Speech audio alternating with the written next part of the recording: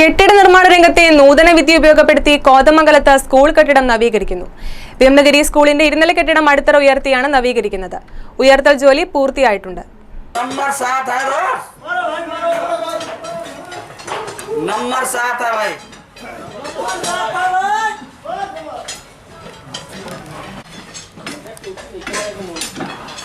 കെട്ടിട നിർമ്മാണ രംഗത്ത് റിവേഴ്സ് എഞ്ചിനീയറിംഗ് എന്ന പേരിൽ അറിയപ്പെടുന്ന സാങ്കേതിക വിദ്യയാണ് കോതമംഗലം വിമലഗിരി സ്കൂളിന്റെ ഇരുനില മന്ദിരം നവീകരിക്കുന്നത്. കെട്ടിടങ്ങൾ പൊളിച്ചുമാറ്റാതെ അതേപടി നിലനിർത്തി അടിത്തറ ഉയർത്തുന്ന സാങ്കേതിക വിദ്യയാണ് റിവേഴ്സ് എഞ്ചിനീയറിംഗ്. വർഷങ്ങളുടെ പഴക്കമുള്ള വിമലഗിരി സ്കൂളിന്റെ കെട്ടിടത്തിന്റെ അടിത്തറ 4.5 അടിയായാണ് ഉയർത്തിയത്. കടവന്തറ ആസ്ഥാനമായുള്ള EDSS എന്ന കമ്പനിയാണ് നിർമ്മാണ ജോലികൾ നടത്തുന്നത്. റിവേഴ്സ് എഞ്ചിനീയറിംഗിന് പേറ്റന്റുള്ള കമ്പനിയാണ് ഇത്. 2500 ചതുരശ്ര അടി വിസ്തീർണമുള്ളതാണ് സ്കൂളിന്റെ കെട്ടിടം. 1.5 മാസം മുമ്പ് ആരംഭിച്ച അടിത്തറ ഉയർത്തൽ ജോലി ശനിയാഴ്ച പൂർത്തിയായി. നിരവധി തൊഴിലാളികളുടെ പ്രയത്നമാണ് ഇതിന് പിന്നിലുള്ളത്. ജാക്ക് ഉപയോഗിച്ചാണ് കെട്ടിടത്തിന്റെ അടിത്തറ ഘട്ടം ഘട്ടമായി ഉയർത്തുന്നതെന്ന് സൂപ്പർവൈസർ വൈശാഖ് പറഞ്ഞു. ഇപ്പം നമ്മൾ 55 ഇഞ്ച് എന്ന് പറയുന്നത് നമ്മളിപ്പോൾ ആദ്യം ചെയ്തിരിക്കുന്ന ഒരു സ്പ്രെഡ് ഫൂട്ടിംഗ് ആണ്.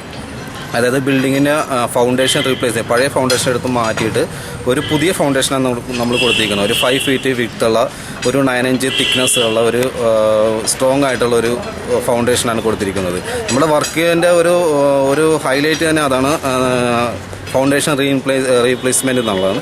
അതിപ്പോൾ നമ്മൾ ഒരു ഫൂട്ടിങ്ങിൻ്റെ മുകളിലേക്ക് നമ്മൾ ബ്രിക്ക് വർക്കാണ് ചെയ്തിരിക്കുന്നത് ഫൗണ്ടേഷൻ. അപ്പോൾ എത്ര ഹൈറ്റാണ് നമുക്ക് ലിഫ്റ്റ് ചെയ്യേണ്ടത് അതനുസരിച്ച് നമ്മൾ ബ്രിക്ക് കോൺക്രീറ്റ് ബ്ലോക്സിൽ നമ്മൾ ആ ഹൈറ്റ് ചെയ്തിട്ട് അതിൻ്റെ മുകളിൽ ഒരു DPC കൂടി നമ്മൾ കൊടുക്കും.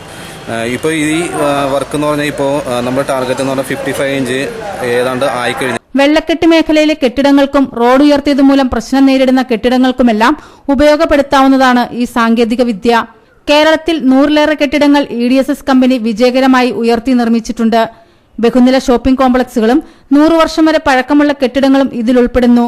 25 വർഷം ഗ്യാരണ്ടിയും ഇൻഷുറൻസ് പരിരക്ഷയും കമ്പനി നൽകുന്നുണ്ട്. കോതമംഗലം മേഖലയിൽ ആദ്യമായാണ് ഇത്തരമൊരു നവീകരണ പ്രവർത്തനം നടക്കുന്നത്. ഇപ്പോൾ താഴ്ന്നു പോയ സാധാരണ ഈ താഴ്ന്ന റോഡ് ഹൈറ്റ് കൂടി വരുമ്പോൾ കെട്ടിടങ്ങൾ താഴ്ന്നു പോകാറുണ്ട്.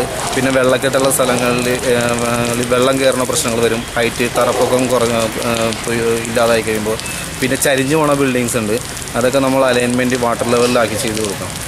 എത്ര ഹൈറ്റ് വേണമെങ്കിലും പൊക്കാം. നമുക്ക് മിനിമം 3 അടിയായിട്ടാണ് ചെയ്യുന്നത്. 3 അടിക്ക് മുകളിലേക്ക് എത്ര ഹൈറ്റ് വേണമെങ്കിലും നമുക്ക് ഉയർത്താൻ പറ്റും. KCV news Kothamangalam.